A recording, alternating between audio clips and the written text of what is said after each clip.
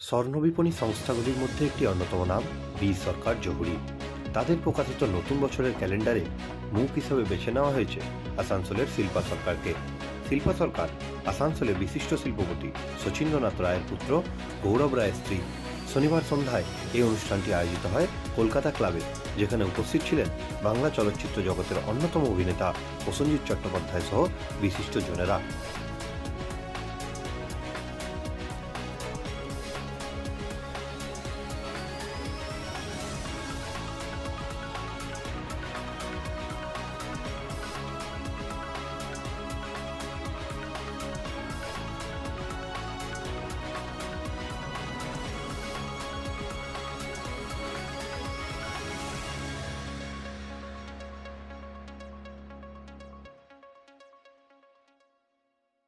शालामोड़ स्थित प्रतिष्ठित अंग्रेजी माध्यम के आसुसो नॉर्थ पॉइंट स्कूल में नर्सरी से क्लास 9वीं और 11वीं के लिए प्रवेश खुला है। ऑनलाइन नामांकन की भी सुविधा। स्कूल में सारी आधुनिक सुविधाएं उपलब्ध हैं। Air condition computer lab, air condition auditorium, swimming pool, पूरे स्कूल कैंपस में सीसीटीवी निगरानी, स्कूल ट्रांसपोर्ट की भी सुविधा। संपर्क करें आसुसो नॉर्थ पॉइंट स्कूल में